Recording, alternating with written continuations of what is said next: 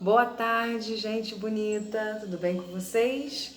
Então, hoje é sexta-feira, dia 18 de setembro, né? Eu poderia dizer que a semana está terminando hoje, sexta-feira, mas amanhã tem a nossa Flick, que tá com cara diferente esse ano, né? Todos em casa e tem umas atrações muito legais para vocês, tá bom? Então, a gente vai ver hoje o capítulo 7 da apostila de Geografia, que fala sobre os territórios étnicos culturais, né? Ontem vocês até realizaram uma pesquisa no diário de bordo já para introduzir esse tema. Vocês já estão aí por dentro, estão sabendo de alguma coisa.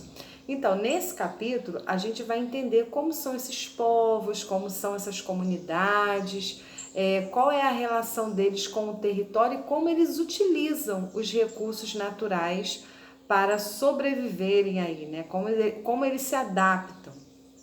Então, para começar, nós temos aí uma reportagem que fala sobre os povos tradicionais do Brasil e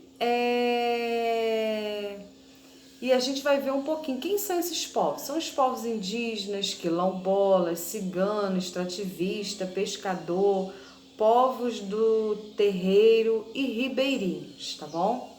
Então nós temos aí, a reportagem começa assim, ó. 650 mil famílias se declaram povos tradicionais do Brasil. Conheça os Calungas do maior quilombo do país.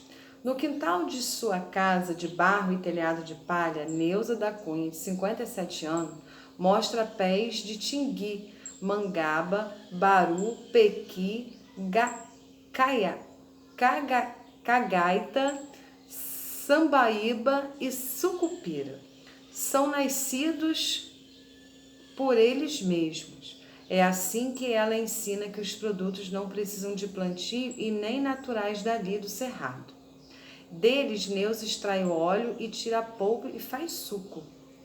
Do mesmo jeito como fazia sua mãe e a mãe da sua mãe. Ela mora no sítio histórico de patrimônio cultural Calunga, o maior território quilombola do Brasil, no nordeste de Goiás. Então, tá aí algumas plantas, né? Algumas árvores, algumas coisas naturais do cerrado, né? Que ela tem em seu quintal. Aí fala, né? É o maior quilombola do Brasil e é onde ela extrai o que ela consome, né? Aí não está dizendo que vende, mas provavelmente ela deve utilizá-los, né? De alguma forma. Os calungas são exemplo da importância dos povos tradicionais para a biodiversidade. Após séculos de ocupação, em um vale cercado por serras muito altas e com cachoeiras cristalinas, o bioma local segue preservado. Por quê? Ela mantém a tradição, né, que foi passada aí de geração em geração. Ela aprendeu com a mãe aprendeu com sua mãe, que é a avó dela, né? E assim vai passando. Assim como os calungas, um levantamento inédito do Ministério Público Federal mostra que 650.234 famílias brasileiras se declaram como povo ou comunidade tradicional. São núcleos que têm nos territórios em que vivem e nos seus recursos naturais que utilizam a condição de sua existência e da sua identificação como um grupo culturalmente diferenciado. Nesse mapeamento do Ministério Público Federal estão localizados indígenas, quilombolas, pescadores artesanais, extrativistas, ribeirinhos, ciganos e pertencentes à comunidade de terreiro. O estado do Pará reúne cerca de 20% dessas mais de 650 mil famílias, a maior concentração entre as unidades da federação.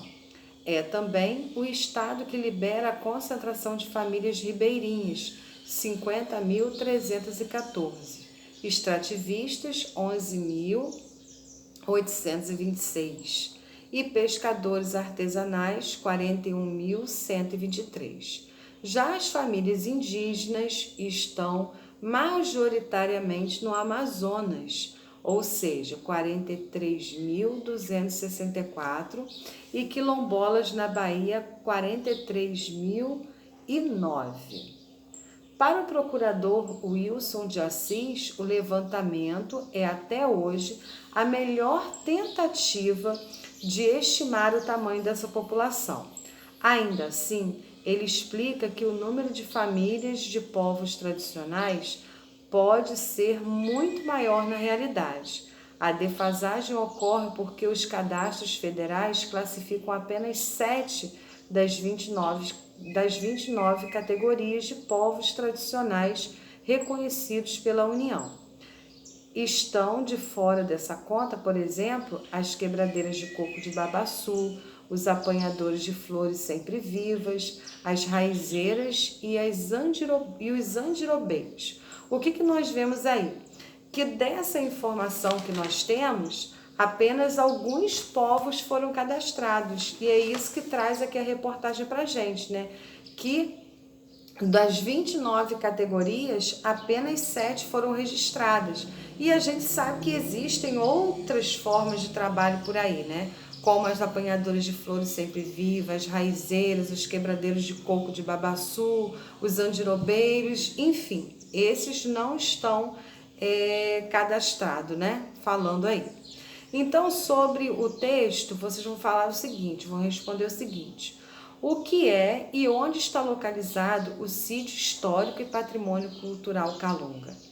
O que Neuza, moradora da comunidade Calunga, costuma fazer com o tingui, a mangaba, o baru, o pequi, a cagaita, a sambaíba e o sucupira que retira da natureza? Quase um trava-língua essa palavra aí, né?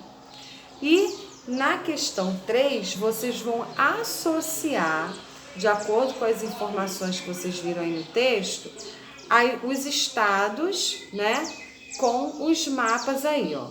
Estado com maior concentração de famílias ribeirinhas, estado com maior concentração de famílias indígenas, estado com maior concentração de famílias quilombolas. Então, vocês vão associar as letras, né, com as concentrações das famílias de acordo com os estados. No 4, vocês têm aí o seguinte: segundo o texto, o que são povos ou comunidades tradicionais? Questão 5, a partir dos gráficos apresentados na reportagem, complete as frases a seguir. Então, na reportagem, aí na lateral, onde está escrito indígena, quilombola, cigano, vocês têm aí um gráfico. Então, de acordo com eles, vocês vão responder as questões aí de A a D, tá bom? Já volto.